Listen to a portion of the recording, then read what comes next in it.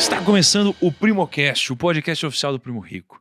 E no programa de hoje vamos bater um papo sobre negócios, gestão e vida com um dos empreendedores mais relevantes do mundo. Ficou bom, né? Hein? Com uma intro dessa, pelo amor de Deus, né? Vai ter que ficar no podcast agora e aprender. E é por isso que estamos aqui com o grandiosíssimo Abílio Diniz, presidente do Conselho de Administração da Península Participações, membro do Conselho de Administração do Carrefour e fundador do Pão de Açúcar. Seja muito bem-vindo, Abílio. Obrigado, Thiago. Obrigado, primo. É um prazer sempre estar aqui com você. Acho que é a terceira vez que eu faço um programa com você. Fiz um programa com você uma vez às 5 e qualquer coisa da madrugada. Nossa, é verdade. 4, foi o primeiro e aprendi a te admirar lá, o que você estava fazendo naquela altura. Isso faz alguns anos. Depois estive com você lá em Ibirapuera, foi em 2019. Sei lá quantas pessoas vocês tinham, 10 mil, 8 mil, não sei quantas mil pessoas você tinha lá. E a coisa mais impressionante foi eu sentado lá atrás, antes, quando estava começando, você estava no palco, e Eveto anotando as coisas que você estava falando, as dicas que você estava dando. Eu acho que isso é muito legal, passar para os jovens, principalmente, tá? Dar uma opinião daquilo que você pensa. Não é conselho, não acho bom a gente dar conselho. A gente troca ideias, a gente passa algumas ideias, passa algumas coisas que você acredita, e algumas coisas estão dando certo para você. E depois deixa os caras pensar e decidirem, tá? É um trabalho muito bacana, cara. Pô, muito obrigado pelo apoio sempre. E sabe que acho que muito do que a gente faz aqui funciona porque pessoas da grandiosidade como a sua topam contribuir, né? E que passaram por muita coisa já na vida, coisas que muitos de nós vamos passar ainda. E, pô, tem a humildade de compartilhar um pouco disso e para aqueles que têm sabedoria, essas pessoas conseguem evitar alguns grandes erros que já foram cometidos antes, né? E na história, a gente esquece das coisas que já aconteceram e comete os mesmos erros, né? E a gente poderia ter aprendido se a gente simplesmente tivesse aberto a ouvir, né? Coisas de quem já passou por isso. Então, obrigado pela contribuição. Hoje vai ser animal, eu sinto isso. E Abílio, sabe que além de você, para trazer conselhos incríveis aqui, tem uns dois grandes especialistas também, que é o Kaique e Lucão, que já somaram muito para o patrimônio do Abílio, comendo pão de queijo de goiabada na padaria Benjamin. Nossa. Cara, já gastei dinheiro, hein? Já, a gente comia muito lá. Teve uma época, então, que quando a gente já tinha mudado para Alphaville, que a gente tava ainda para São Paulo, eu e o Gui, a gente tinha uma rotina todo dia, por isso que eu engordei 20 quilos num ano, né? Todo dia a gente comia na padoca um pão de queijo de goiabada e um outro de catupiry, de cream cheese, sei lá. Todo dia isso, e um cafezinho. Também. Olha, eu sou muito grato, viu? eu tenho criança pequena, é preciso que vocês me prestigiem. Vocês vão a gente ajudou. Vão sempre, pô. Vão sempre. Saiba que a gente ajudou a Billy bastante, viu? Caramba, aliás, tá falta Benjamin aqui, não tem Alphaville? Alphaville tá faltando, hein? Falta, né? Tem uns pontos aqui. Depois eu te passo uns Tinha o endereços. Benjamin que eu sempre ia também. Ele ficava ali perto da... Sabe de onde eu morava? Ali no Brooklyn? Perto da XP. Sabe aquele de esquininha? Não, mas é esse que a gente ia. É esse aí. Ah, esse que vocês iam. É esse que a gente ia. Eu trocaria gostoso, fácil né? a padoca que tem aqui pela Benjamin. Eu também trocaria. Completamente. E não é que aqui embaixo não é gostoso, não, mas é que, cara... Parece que a gente tá no aeroporto de Pelo Guarulhos. amor de Deus, é um aeroporto que tem aqui embaixo, né? Parece que voo internacional, né? Não é? Tudo bem. Ô, Lucão, qual que vai ser a dinâmica de hoje? Irmão, a gente vai falar com o Abílio, que é... Eu, assim, né? A galera Não, considera... quem é você pra falar quem é o Abílio? Quem é você pra falar isso? É verdade, né? Cara, eu sou o Lucão do Primocast. Tem muita gente que acha Você legal, subiu viu? a cabeça. Eu falei pra você que subiu a cabeça. Tem muita gente que acha legal, cara. E, Ah. cara, a gente vai falar com o Abílio, que é um patrimônio do Brasil. Quando a gente fala de patrimônio do negócios aí, de empreendedorismo, a gente vai aprender muita coisa. Tem muita coisa sobre vida também, cara. Sobre espiritualidade, que é um papo agora que você tá curtindo, primo. Que é super legal. Olha, é verdade, E que o Abílio é um cara cara. bom nisso também. Tem um negócio que ele fala no TED Talks lá, que é uma palestra que ele deu, que ele fala que ele se preparou pra ter 80 anos desde os 29. Eu achei isso muito foda. Achei que a gente tem que falar disso também. Então eu tenho chance ainda. Eu tenho 27. Então, a gente tem chance Eu tenho ainda. chance. Eu já não rapaz. tenho mais, então. Já era. Não, você não vai poder seguir esses conselhos. Cara, vamos falar de negócios, de riqueza, de expansão, de vida, de um monte de coisa, cara. Que Abílio. legal, cara. Abílio. E aí, só antes de passar a palavra aqui, fazer a primeira pergunta, eu só queria contar que o Abílio disse que a primeira vez que a gente teve algum contato foi ali às 5 da manhã, né? Foi. Queria contar um pouco do bastidor disso. Vocês lembram dessa história? Nossa, eu lembro. A gente tava numa fase, a gente tava fazendo o desafio 5 da manhã. Sim. Então a gente traz uma galera, chama os primos pra acordarem junto com a gente. A gente então acorda, a gente faz a mesma coisa com os primos e a gente conversa 5 da manhã sobre algum conteúdo que as enriqueça de alguma forma. A gente né? tava em BH. E aí eu lembro que a gente teve uma brilhante ideia. Alguém falou, porra, duvido o Abílio vir aqui fazer uma live com você. E aí eu falei assim, cara, você sabe que eu também meio que duvido? Imagina o Abílio acordar 5 da manhã aqui, entrar ao vivo com a gente, você tá maluco. Eu falei, mas quer saber? A gente é louco, a gente é tudo doido, não primo. Então foi um negócio. Primos, sei lá quantas pessoas tinham ao vivo. Talvez 20, 30 mil Eu ouvi pessoas. falar que eram 40. 40 mil? 40 mil pessoas ao vivo. A gente falou, gente, vamos mobilizar uma campanha, todo mundo. Vamos agora, assim que eu fechar isso aqui, vamos todo mundo lá no Instagram do Abílio e vamos marcar o Abílio, todo mundo. Vamos falar, vai no Primo Quer, no, sei lá, nem lembro o que eu pedi. 5 e 6. 5 e 6, a gente criou uma hashtag. E aí, a galera comentou tanto, que a assessoria da Abílio, era você, Fê, na época? A assessoria da Abílio pegou e falou, cara, o que tá acontecendo? Sabe, tipo assim, meu Deus, aconteceu demais, saiu alguma coisa, vazou alguma coisa, deu problema. Já vendo notícia. Cara, cadê no Twitter? Começou a procurar. E aí, Thiago, o que tá acontecendo? Explica, tem alguma coisa rolando. E eu falei, a gente só gostaria de convidar a Abílio pra entrar ao vivo com a gente às 5 e trocar uma ideia. Bem sutil, né? E aí, pra nossa surpresa, ele topou.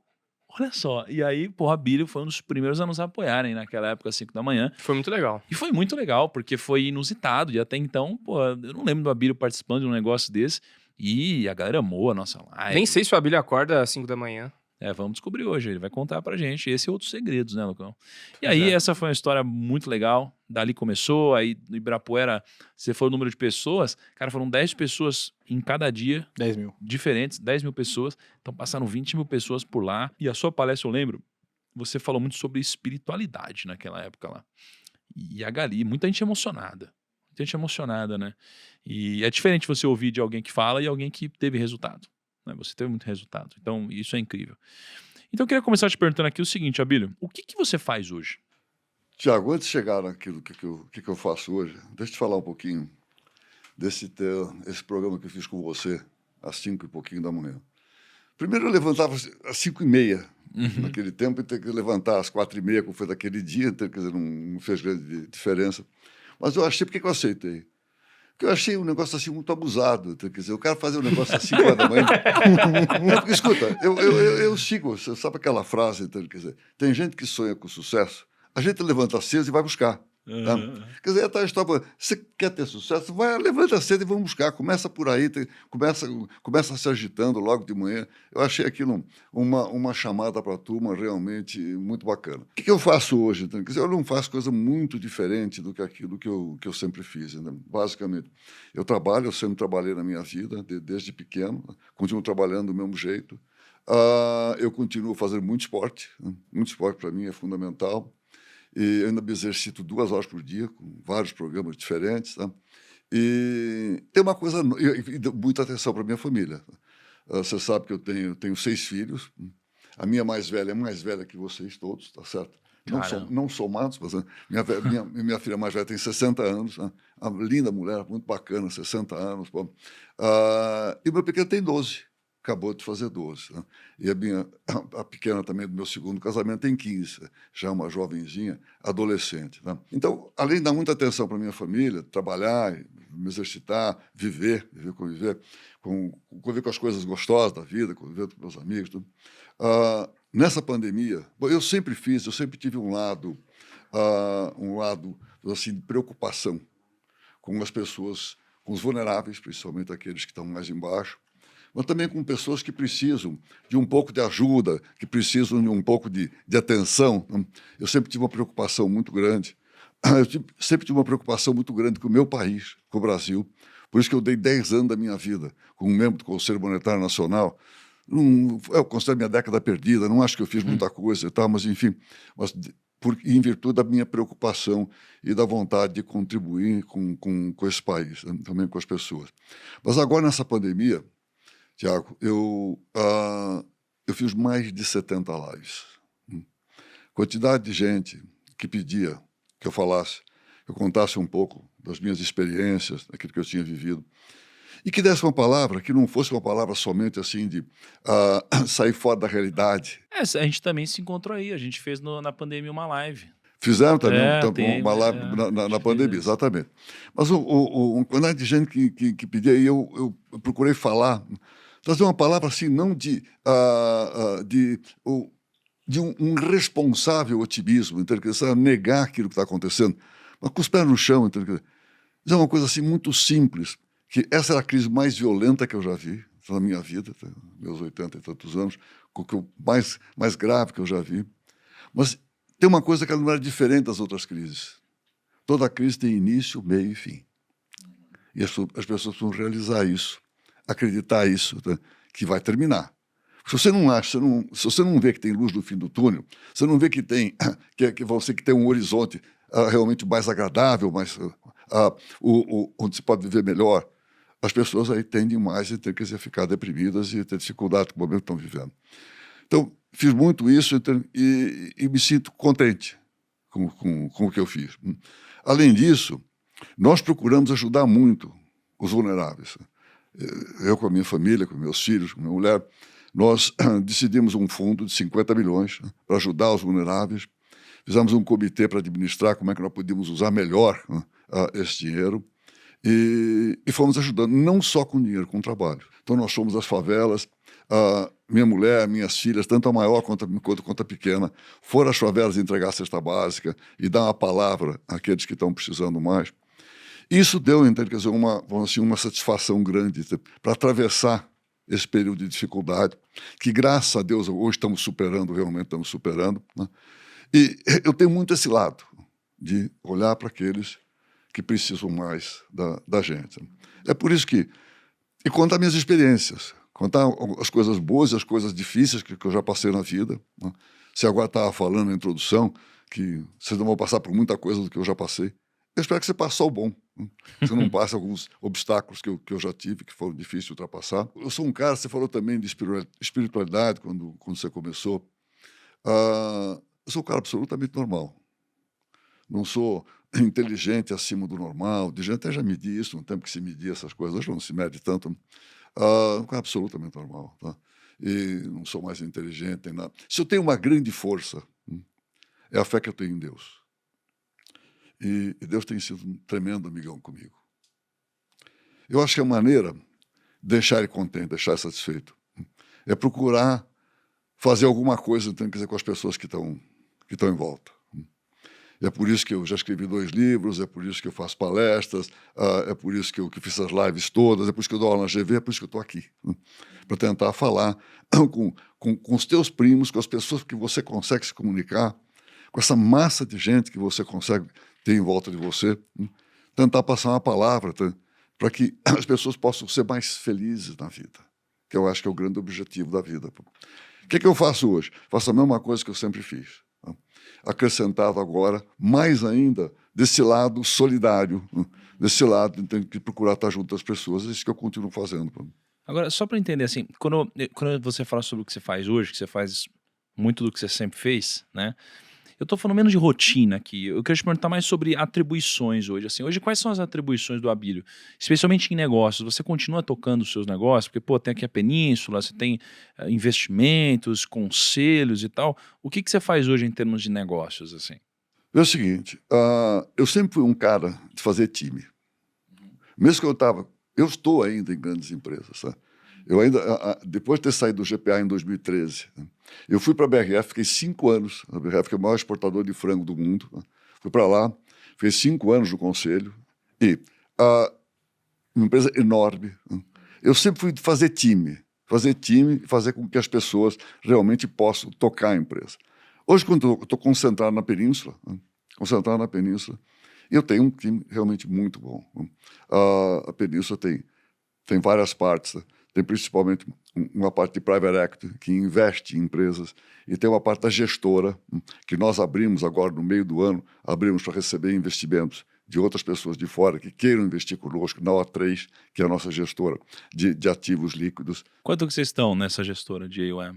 Nós não estamos, ela tem 2 bilhões a UEM justamente praticamente de base inicial. Nós não estamos acelerando demais ainda a captação, porque estamos bem no começo. Tá, vocês estão distribuindo via corretoras e tal? Não? Nós estamos em várias, na XP, em várias outras, então, que estamos, mas não estamos acelerando demais, porque a gente tem que começar devagar. A gente tem que fazer devagar, construindo, então, quer dizer, realmente aqueles investidores que estão conosco. É evidente que a gente já tem... Nós estamos olhando muito até para pequenos tickets. Quem quiser, então, tem uma quantidade pequena de dinheiro, quem quer investir, pode investir conosco, então, de uma maneira fácil, né? na O3.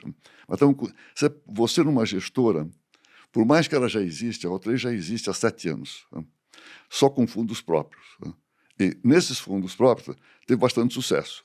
Aliás, até vou te contar por que nós abrimos a O3 para terceiros.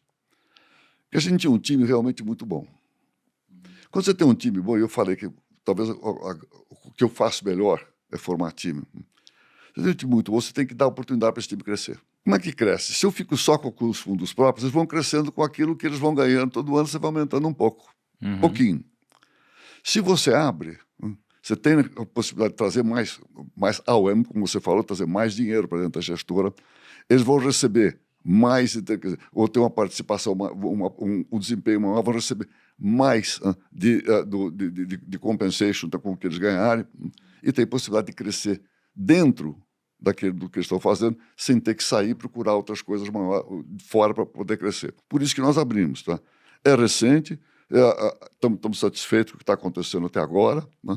E, então, apenas você tem isso aí, a gestor de fundos líquidos, e tem o Private Equity, que investe em empresas. Uma delas, por exemplo, que investia na BRF, saímos agora recentemente, de empresas grandes. Investe no Carrefour, tanto no global quanto aqui no Brasil. Tanto eu sou membro do Conselho de Administração lá na Europa, no global e aqui também. Tá? Tanto que eu cheguei de lá hoje de madrugada, então, quer dizer, trabalhando lá. Então, essa parte do Private Equity, e depois tem uma parte imobiliária também, que é importante, tá? E faz uma parte também de serviços, de concierge, que ela atende a família. Isso é a Península, tá? É onde eu mais me dedico hoje. Mas eu ainda dou muito tempo, né? Muito tempo hoje para aquilo que eu mais aprendi até hoje, que foi o varejo. Eu dedico ainda como membro do Conselho de Administração, né, do Carrefour, tanto do global quanto aqui no Brasil, dedico algum tempo com esse know-how que eu acumulei durante esse tempo todo e que é sempre útil para a empresa. Caramba. Pô, que legal. Ô, Kaique, eu não sei se você reparou, mas enquanto o Abílio falava, você reparou no pãozinho que ele possui aqui no braço, um pouco acima do antebraço? Você sabe que o Abílio, ele tá na melhor forma de todas que eu já tive na minha vida, né? Tipo, em qualquer fase da minha vida, ele tá bem melhor agora. Então, tipo... Eu não consigo, acho que, tirar um braço de ferro com ele. Eu acho que eu não consigo. Será 100 que você metros ganharia raso. de Abílio num braço de ferro? Lógico que não. O que você acha? Lógico que não. Você acha que não? Eu E não você? ganho. O Lucão, ele tá com uma pinta que ele tá um pouco se achando, assim. Lucão, você acha que você ganharia do Abílio num braço de ferro hoje ou não? Puta, não, porque eu fiquei... Falsa humildade, hein? Eu fiquei 20 dias aí sem treinar. Eu fiquei doente, então... Putz, não. Fiquei fora de forma. Mas eu vou contar uma coisinha para vocês. Deixa eu contar uma coisa para vocês que é útil. É útil não só para você, mas para quem está me ouvindo. Você vai tirar braço de ferro. Eu já quebrei o braço tirando braço de ferro. Sério? Que isso? Não é brincadeira, tá? Como, cara? Esse osso aqui, que é o úmero que tá aqui dentro, então, se você fica com os músculos mais fortes do que o osso... Eu quebrei, mas faz muito tempo. Eu tinha 21 anos. O cara é tão forte que ele comprimiu o músculo dele e estourou o osso. Não, mas se você tem a musculatura mais forte que o osso, esse osso aqui, esse úmero, ele abre que nem taquara, tá? Pá! Abre. Depois você cola e segue a vida. Tá? Mas eu me lembrei muito disso agora. Porque Quebrou. A minha filha de 15 anos caiu agora, faz um mês e pouquinho, está terminando agora a fisioterapia, e quebrou exatamente o úmero, tá? Aqui. Ela torceu o braço, caiu. Né? Agora, realmente, quer dizer, é uma brincadeira que a gente fala, tira braço de ferro. Não sou o primeiro caso, nem o único. Muita gente já quebrou o braço. Quebrou no braço de ferro. Este osso aqui, quando você comprime ele assim num sentido lateral, ele tem uma tendência de se desgastar, ele abre que nem taquara. Nossa. Mas ainda nesse raciocínio fitness, assim, você sempre foi... Eu queria saber qual que é o rolê, qual que foi o contexto. Pode ser. Qual que é o rolê? Mas, Era uma é, festa, Isso era uma tá festa? ligado? Era uma aposta? É porque Não pra ter era, não. botado Era pra- tamanha Era pra fechar negócio, então tá bom. Então a gente vai resolver no braço de ferro essa parada. entendeu? mas o que eu queria saber mesmo Não, mas é... agora não, Não, é tem só- perigo, porque onde quebrou aqui, filmou um calo Oscar, não quebra mais, podemos tirar. Ah, é? Porra, você viu, né? Eu senti que é um desafio aqui. Deixa eu falar. Eu não quero Valendo o quebrar o negócio. meu. Nota. Eu não quero quebrar o meu. Agora, só antes de você fazer essa pergunta, eu queria contar um caso também de quebrar um braço que aconteceu na minha vida, cara. Não, eu sei qual que é. Você sabe qual é? Eu Você já sei quebrou qual um que é. braço, Bruno? Eu tenho um irmão, Abílio. Meu irmão, ele tem 4 anos mais novo. Thiago, Ele tem 4 anos a menos, né? crianças que estão ouvindo o podcast, que se você tiver um Tome irmãozinho, cuidado. não faça isso com Tome cuidado. ele. Cara, eu lembro que era Halloween, né? Era Halloween, a gente tava ali se preparando pra, pô, sabe, botar fantasia, ia fazer alguma coisa, nem lembro o que era. E eu lutava judô. Né? Eu lutava judô, cara, eu lutei muito... Você sabia dessa? Eu lutei muitos anos de judô. Tem várias coisas que eu fiz vários anos, né? O primo tem cara de judô. Eu lutei muitos anos de judô, muitos. E aí, cara, eu fui brincar com meu irmão e eu fui aplicar o belo Koshiguruma. Né? Sabe o Koshiguruma? Que Eu sei. você joga assim, eu fui aplicar o Koshiguruma no O meu irmão. irmão foi, o braço ficou. E aí, cara... Porra. Aí a gente tava lutando na cama. Eu, Koshiguruma! Cara, e aí no que eu apliquei o Koshiguruma, eu caí em cima do meu irmão. Só que ele tava com o braço assim, ó. Aí o brother fez... Cara, quando eu ouvi o barulho, fez assim, ó. Aí meu irmão, antes de ele gritar, ele pegou ar. Ele pegou ar, ele fez assim, ó. Ah! Aí ele gritou tanto. Cara, nossa, eu não sei onde minha mãe tava, mas eu já senti, eu consegui pressentir o corpo dela chegando até o nosso quarto. E ela não pensou 2 vezes, ela levantou a mão dela assim, ó. Ela veio em minha direção. Cara, eu driblei ela, passei correndo atrás dela, saí correndo pelo corredor, comecei a fugir, porque eu senti que se ela me alcançasse, ela ia me matar, até que ela me encurralou no banheiro. E aí, quando ela me encurralou no banheiro, a gente tava correndo um atrás do outro, assim. Quando ela viu que eu estava encurralado no banheiro, ela parou na porta. Pra dar uma sensação de... Pra eu sofrer mais, sabe? Porque quando bate... Ela chega quis hora criar que- uma tensão ali. É, quando... Isso. É. Ela quis criar atenção. Aí ela veio pra cima. E meu amigo... Aí deu-lhe, né? Não há aula de judô que vença a arte marcial de uma porrada de mãe, né? Não pode de mãe. Exatamente, cara. Mas você ia perguntar uma coisa. Não, né? foda. Eu queria perguntar que, tipo, o Abílio tá em extrema forma. Eu nem sei se um dia eu consigo chegar nesse nível. Eu Ele vai passar o plano, o guia pra gente. Então, o Gui, ele tem um plano de longo prazo. O Gui fala assim, cara, O Gui? ele fala assim, se eu treinar 1 hora por dia todo dia e, sei lá, fizer 50 abdominais, sei lá, daqui 30 anos eu vou ter um corpo legal, talvez, entendeu? Porque, tipo, ele vai no longo prazo, ele não quer Depende ficar... do resto das suas 23 É, horas no dia Tudo também, bem, né? mas a cabeça dele é um pouco disso, ele não quer ser maromba. Eu queria saber se do Abílio, se foi um plano de longo prazo, ou teve uma época da sua vida ali que o objetivo era ficar trincado e chegar no escritório e rasgar a camiseta social fazendo muque. Como que foi essa sua Quer que eu trajetória? conte um pouquinho? Por favor. Contar um pouquinho para você como é que eu fui introduzido no esporte. E aí você diz, nunca vai chegar como eu. Claro que você chega, depende do que você quiser. Eu sou um cara, Thiago, eu não acredito em destino. Você gosta, destino. Eu acredito que a gente decide o que a gente quer fazer na vida. Então, você tem que decidir, com a tua idade, com a tua juventude que você tem, você decide o que você quer fazer. Teu corpo, para frente. Tá E não- decidido aí já. E não precisa esperar muito tempo. Então a gente decide o que a gente quer fazer.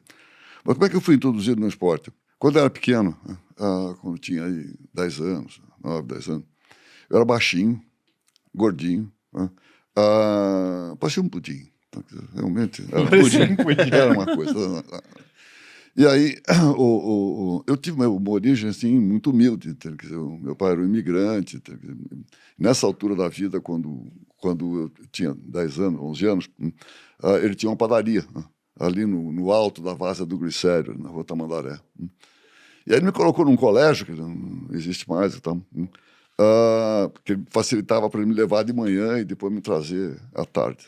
E era um colégio assim, de um ambiente muito hostil, muito hostil.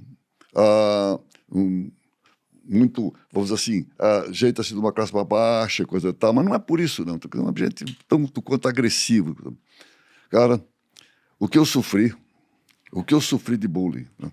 E até porque eu ficava no colégio de manhã, e depois meu pai só queria me trazer no final do dia, né? Eu descia para a Várzea do Glicério para jogar bola, jogar futebol. E, cara, convivia com um menino de rua e coisa e tal. Cara, o que eu sofri de bullying. E meu pai dizia para mim, escuta, homem não chora. Homem não chora. Cara, não tinha como me virar, não tinha nem para chorar eu não podia. Cara, eu passei um tempo, que eu me lembro até hoje, do tempo depois, até hoje, do que eu passei naquela altura. Aí meu pai começou a me deixar, então, quer dizer, ir embora, muitas vezes na hora do almoço. Aí eu saía dali, pegava um bonde até o centro da cidade, né? Depois pegava um ônibus e descia até a minha casa, que eu morava lá embaixo, na Brigadeiro. E aí eu comecei a passar em frente, né, na cidade, que eu passei de uma academia ONU, da onde se exercitaram os zumbanos, saiu de lá o Éder Joffre, toda essa... Estou falando aí da década de 50 abaixo, tá certo? Lá para trás, nem o pai de vocês tinha nascido nessa altura, tá? Mas a academia estava lá. E aí eu passava, eu olhava aquilo lá, então, e um dia eu resolvi entrar. Eu entrei e me viram lá, moleque, você quer fazer aqui? Eu falei, eu quero fazer tudo que tiver. Tinha judô, como você lutou, Tiago. Tá? Tinha karatê, tinha boxe. Eu me fixei mais no boxe. Tanto que eu depois lutei boxe, mas competi e tal, bastante. E luto boxe até hoje. Quer dizer, hoje não luto, hoje eu treino boxe, não pode dizer que é luta. E, bom, isso me introduziu ao esporte. Eu comecei a ficar muito mais forte, eu emagreci. A natureza também contribui, você começa a espichar nessa né? Eu comecei, em vez de apanhar, eu comecei a bater. E aí tem que ser um negócio complicado. Você pega um gosto por bater e tal, por um revanchismo. Isso despertou em mim muita agressividade. Que muitos e muitos anos de terapia fizeram um trabalho importante, né, para me baixar essa agressividade e poder conviver de uma maneira mais tolerante. Mas eu fui introduzido ao esporte aí. E comecei a pegar gosto. Eu nunca fiz halterofilismo no sentido de ser marombeiro e coisa e tal, mas eu sempre fiz no sentido de fazer melhor o esporte que eu fazia naquela altura. Ter mais energia, mais vitalidade, mais força para fazer. E aí fui. Futebol, durante muito tempo eu passei por um monte de esportes, esqui aquático, motonáutica, fui tricampeão de motonáutica, fiz automobilismo também, fui campeão brasileiro de polo a cavalo, então, tem uma série de coisas que eu fiz e acabei fazendo bem, sempre treinando para fazer a base. Porque quando você treina com peso, né, para ficar bonito, então se você olhar para mim, eu sou um cara magro. Você tem que treinar para fortalecer o seu corpo, fortalecer seus músculos e fazer coisas que também fortaleçam os seus ossos, para você ser realmente um cara saudável. E, fundamentalmente, buscando ser saudável, que não é só esporte. Não adianta você fazer esporte e depois comer mal a beça. Você não consegue evoluir. Então, tudo isso, eu sempre tive muito gosto por aprender. Então, eu comecei a procurar entender como é que as coisas se passavam, o que podia fazer e tal. E foi indo, então, quer dizer, para chegar num ponto de poder, então, quer dizer, falar sobre isso com conhecimento, e poder falar para as pessoas. Minha introdução no esporte foi assim, né, desse jeito. Eu peço uma licença poética até para o Abílio para poder falar isso, cara, porque ele é um cara que viveu muito e já passou por muitas fases na vida. E o Ray Dalio, ele diz que existem alguns estágios na vida. Tem um momento onde alguém te sustenta, ou seja, você é dependente de alguém. Tem um momento onde outras pessoas dependem de você. E tem um estágio na vida onde, cara, o seu negócio agora é devolver para o mundo. Eu vejo que o Abílio está na fase de devolver para o mundo, né? Fez muitas grandes realizações, né? E essa é a frase mais bonita, viu? Você pode devolver para o mundo, você pode devolver para as pessoas que estão perto de você. Uma das coisas mais legais, Tiago, é o sentido da gratidão. Eu tenho um sentido de gratidão muito grande. Minha principal gratidão é com Deus. Que esse cara já fez por mim, então, quer dizer, por mais que eu faça, não vou conseguir agradecer. Tá? Mas também quando você sente que as pessoas ficam felizes com o que você está dando, eu não preciso te agradecer. Tanto que tem chego para que eu faço qualquer coisa, para você obrigado, eu falei, não quero que eu agradeça, eu quero que você pague. Como é que paga? Fica feliz. Essa é a história. Não, Abílio, muito obrigado. Obrigado, não. Paga. Como é que paga? Seja feliz. Então, isso aqui te interromper para dizer que essa de devolver para o mundo É um negócio muito legal. E não precisa ter idade para devolver para o mundo, Tiago. Você já está devolvendo para o mundo. Você está consumindo, recebendo, está tendo sucesso. Mas o que você está fazendo aqui agora? Você está devolvendo para um monte de pessoas. Tudo aquilo que você recebe, tudo aquilo que vem por dentro de você, tá? Toda a sabedoria que você vai acumulando, você está passando. É muito. Isso é muito legal. É muito. E tem uma coisa aqui, o Lucão até falou que eu tô curtindo falar desse mundo e tal agora, é que eu acho que quando você entende, né, no meu caso, eu entendi algumas coisas que aconteceram na minha vida mais recentemente, e no meu caso, o que eu entendi foi Deus, basicamente, isso daqui te permite ter um senso de gratidão completamente diferente. E imediatamente o seu senso de devolver para o mundo, ele acelera. Esse momento ele é antecipado.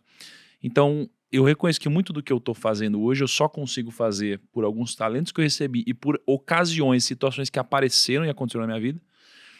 Logo, eu tenho uma responsabilidade muito grande de trazer isso de volta. E já que a gente está falando um pouquinho sobre isso, eu vou contar uma história para chegar numa pergunta que ela é simples, mas ainda será muito poderosa. Porque é uma pergunta que para algumas pessoas é muito banal, mas talvez para outras seja o segredo do sucesso. Eu percebo que a maioria das coisas que a gente deveria fazer a gente já sabe.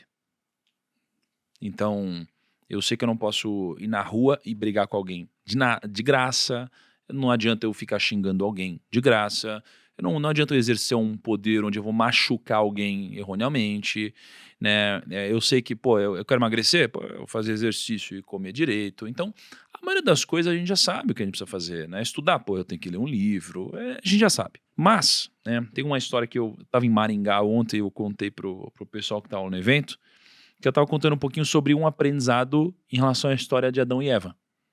Então, Adão e Eva, né, o que aconteceu ali, né, na criação do mundo e tal, é que a mulher ela foi tentada pela serpente a comer o fruto, né, comeu lá o fruto, adquiriu conhecimento e dali veio o pecado. Né? E nesse momento, né, Deus estava procurando por Adão, falou: Adão, cadê você? Né? E o Adão estava se escondendo ali. E aí Deus falou assim: Adão, por que você está se escondendo? Aí Adão disse assim: eu estou me escondendo porque eu estou nu. E aí Deus perguntou: mas quem disse que você está nu? Então perceba, ele estava nu até aquela hora. E aí de repente, nesse momento ele sentiu vergonha depois de ter adquirido o conhecimento. Então aqui foi a primeira vez que existiu outra voz além da voz de Deus falando na cabeça de Adão. Coisas do tipo: não, você não pode ficar assim, não sei o que. Outras vozes começaram a confundir a cabeça dele. E aí, na nossa vida, eu acredito que várias vozes falam na nossa cabeça ao mesmo tempo. E às vezes, uma dessas vozes é a voz de Deus. E às vezes a gente não consegue discernir o que é Deus, o que são outras vozes, o que é imaginação, o que são outras pessoas, o que é o mal, o que está acontecendo na nossa cabeça. E biblicamente, uma forma de você conseguir discernir e ouvir a voz de Deus é você treinar. É a devoção, é a constância, é a oração, é você buscar isso. Uma hora começa a ficar cada vez mais fácil até que você consegue reconhecer essa voz com mais facilidade. Vindo para um mundo um pouco mais cético, na nossa vida a gente tem várias decisões para tomar. Todas as decisões, elas trazem muitas vozes ao mesmo tempo. Então eu tenho um brigadeiro na minha frente. Eu tenho uma voz dizendo coma, e eu tenho uma voz dizendo você não pode, você está de dieta. E tem outra voz dizendo não, depois você malha. Não sei o que lá. Então todas as decisões da nossa vida têm várias vozes ao mesmo tempo. Então a pergunta que eu te faço é: por mais que racionalmente seja óbvio, na prática nunca é. Então como discernir entre a voz na minha cabeça que eu devo ouvir e aquela que de fato eu costumo seguir? Olha, Tiago, é muito gostoso te ouvir falar, e falar, enfim, desse teu lado espiritual. Falar de que você sabe já muitas coisas do que você tem que fazer. E depois vou entrar um pouquinho nisso, que a gente nunca sabe tudo. Depois a gente chega nessa. Agora, quando você fala, eu concordo com você. Você tem sempre vários estímulos entrando dentro de você, que você chamou de várias vozes que entram dentro de você. Como é que você distingue aquele que é o melhor? Primeiro, como é que eu acredito Como é que eu penso? Eu tenho uma relação muito forte com Deus. Muito forte. E quando eu começo a pensar nesse mundo, por que eu nasci aqui e não nasci no Afeganistão?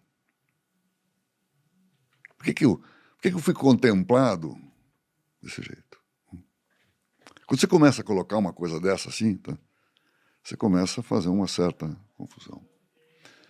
Acontece que você vem ao mundo e Deus te dá o livre-arbítrio, que é você que vai decidir, mesmo dentro do ambiente que você estiver, seja aqui ou no Afeganistão, como é que você vai se comportar na vida. Dentro desse livre-arbítrio, você tem que fazer as suas escolhas. E você tem que escolher qual é a voz que você vai ouvir. E você tem que se treinar para isso. Seja um cara do bem.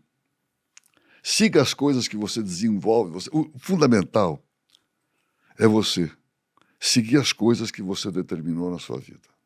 Na minha vida, sempre, eu tive com a meta minha, lá na frente que eu puxo, para onde eu vou. A minha meta está assim, felicidade. Eu sempre quis caminhar e quero caminhar em direção à felicidade. Essa é a meta da vida para mim. Eu me dirijo para lá. Como é que isso vai interferir para mim? Eu tenho outras coisas também de meta, tá? Vou entrar depois no aprender e compartilhar. Mas como é que a felicidade vai me decidir se eu como brigadeiro ou não como brigadeiro? Claro que vai. Porque você vai decidir entre a felicidade momentânea e a felicidade maior. Você comeu brigadeiro? Que gostoso. Comi, dele dá uma delícia. Dali um pouquinho vai estar um sentimento de culpa. Putz, eu sei que eu estou gordo, eu sei que eu estou... Esse livre-arbítrio, você tem que exercitar.